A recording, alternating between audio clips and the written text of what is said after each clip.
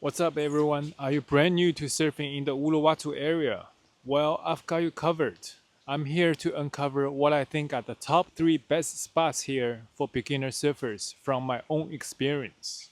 Before you paddle out, it's critical to know that waves of Uluwatu area are really powerful and challenging, especially during the dry season. And if you're not prepared, you could find yourself in some serious shit.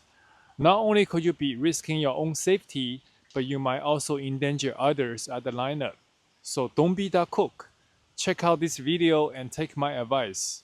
Not only you will enjoy surfing around Uluwatu, but you will also get a solid foundation to dive deeper in the world of surfing here in Indonesia. Don't forget to hit that subscribe button and ring the bell to make sure you never miss out on our tips and guides. Let's find the best beginner-friendly wave together at one of the world's most iconic surf destinations, the Bukit Peninsula.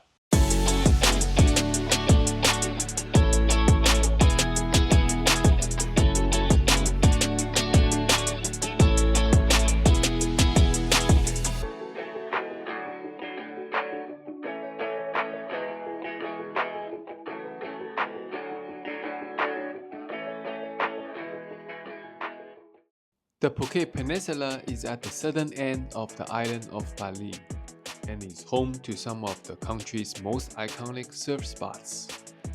On the west side, you will find Uluwatu, Padang, Impossibles, Bingying, Dreamland, and Balangan. The whole area breeds surf culture and surfers from across the world have been attracted to this legendary peninsula for decades. Most of these spots on the west side are famous for its fast barrels and shallow reef, and they are off limits for beginner surfers. However, there are still a few options that are beginner friendly. Don't worry, that's exactly why I'm here, to guide you through it all. First on our list is Baby Padang. Whenever you spot a surf location with the word baby, it's usually a giveaway that the waves are mellow and beginner friendly. It's a green light for those just starting out.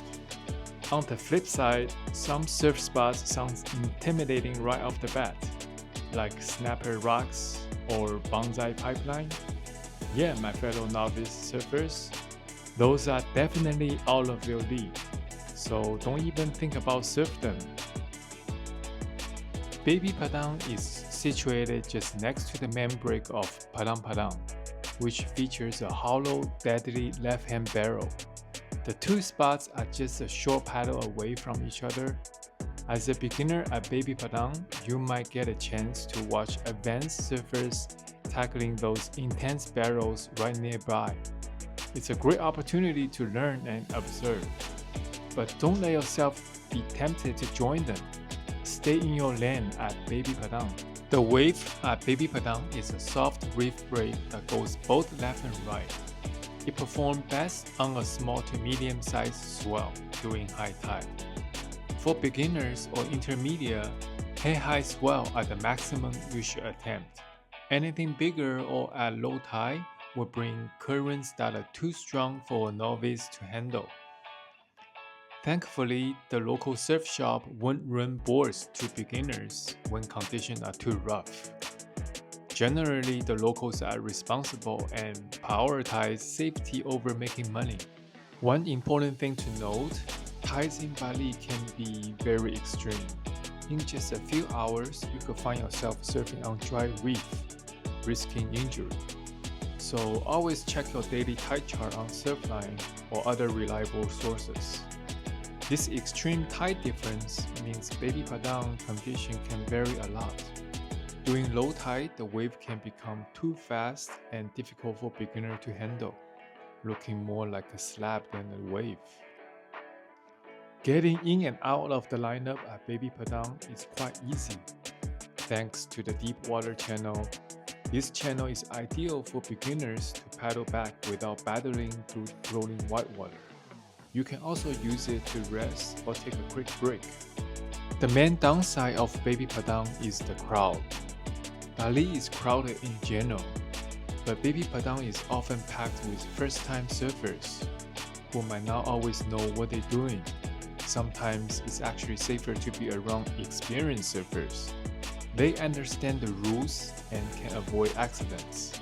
However, at Baby Padang, you need to be very vigilant as novices can sometimes become human missiles, unintentionally posing a threat.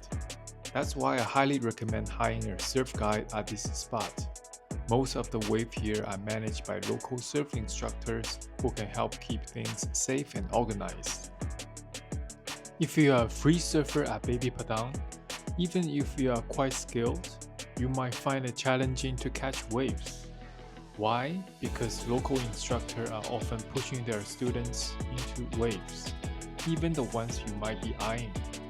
This happens because tourists pay for their surf lessons and the instructor need to deliver results. I don't blame them. They are just doing their job and making a living. However, it can feel frustrating when you are yelled at by locals for taking a wave, even if you have priority. This is just the reality of the over-tourism situation in Bali. The best approach is to respect the local rules and understand that these instructors work hard to ensure every tourist is happy and catch waves. I had an interesting experience with this myself. I accidentally got an extra surf guide in the water with my wife. At first, my ego got the better of me. I thought, why do I need a surf coach when I've been surfing for 10 plus years? But in the end, I realized I was wrong. Having a local guide means I can catch more waves than having surfing alone. When my surf guide was shouting in the water, "Paddle, paddle, paddle, take this wave," then the whole crowd at the lineup just froze and having no intention to catch wave anymore. The presence of a local guide seems to intimidate other surfers, and subconsciously they often let me have the wave. So for those of you watching, consider hiring a local coach. They act as your private surfing bodyguard or surfing police. They'll help you maneuver through the crowd and no one would dare to get annoyed when you catch wave after wave. It's a game changer, trust me. My second pick is Thomas Beach, which is located right next to Baby Padang. Thomas Beach is an excellent spot for beginner surfers. I like to call it the loser's lounge, but not in a negative way. When the swell is so big at Uluwatu next door, surfers sometimes miss their exit back to the cave due to strong currents, especially during high tide.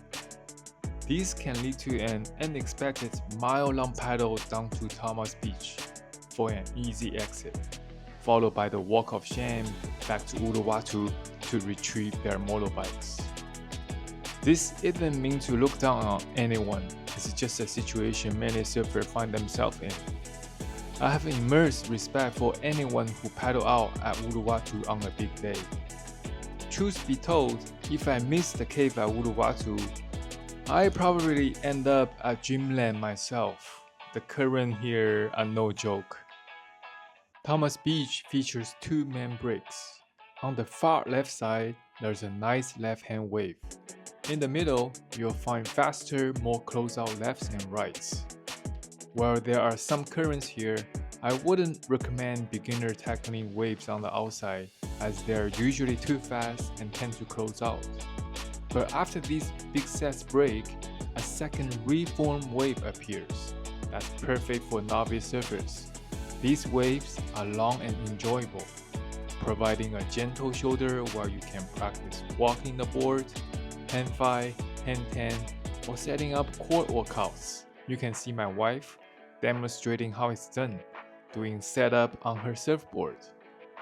This spot is one of the easiest waves on the Bukit Peninsula, and is typically not crowded, as larger swells attract surfers to neighboring spots. We got so tired of surfing with crowds at Baby Padang, while you constantly need to dodge other people.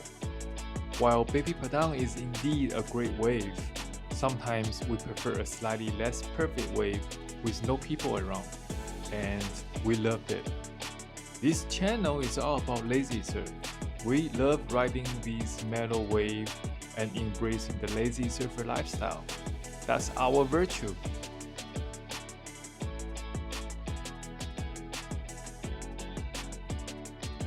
Last but not least is Jimbaran. This spa isn't technically part of Bukit Peninsula, but who cares? It's only about 30 minutes drive from Uluwatu.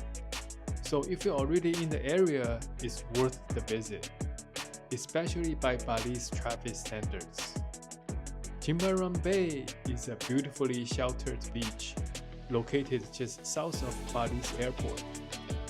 For most of the year, the bay is incredibly calm, almost like a giant swimming pool, which means the beach sees very little surf. But that's not what brings most people here. Jimbaran is famous for its stunning sunset seafood and lobster experience.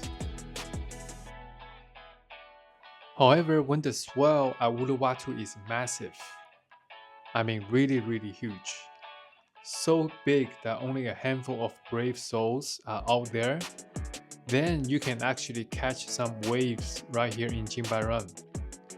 Uluwatu gets most of the energy from a big swell. But by the time the waves make their way to Jimbaran, they mellow out into nice, easy waves, perfect for beginner surfers. These waves break right in front of the Four Seasons Resort at the southern corner of the bay. The waves weren't that great in this video because the tide was getting too low. We should have been there a couple hours earlier. Sometimes it's really a hit and miss at Jimbaran, but it's definitely a good backup spot to keep in mind. Just a heads up though, there's quite a shallow reef at the southern part of the bay, so it's best to enter and exit the lineup a bit further north in Jimbaran to stay safe. So if you're in Uluwatu area, give Jimbaran a visit, whether you're here for the delicious seafood or the occasional surf opportunity. You won't be disappointed. I hope this video gives you a better feel of the surfing vibe here at Bukit Peninsula and help you find the right spots for your skill level. Staying around the Bukit Peninsula offers a unique experience compared to Canggu. Canggu is a digital nomad's paradise, known for its nightlife and social scene. There is just as much plastic surgery as there is plastic in the ocean. It's more of a party town than a surf town. So it really depends on what you're looking for in your trip to Bali. Canggu is significantly more crowded, and while the surf culture is vibrant, it's not as prominent as what you find in Phuket. Plus, the beaches in Phuket are simply more stunning. For me, the Bukit Peninsula is hands down the best place in all of Bali. It offers the perfect balance, great surf, delicious food, a relaxing lifestyle, stunning scenery, and amazing people. It gives you everything Canggu offers, but without the downside. But if you're looking to mingle with other travelers, party hard, and catch some wave without making surfing the focal point of your trip, then Canggu is the place to be. Alright everyone, enjoy your surf. Go catch some laid back waves. I'll see you next time.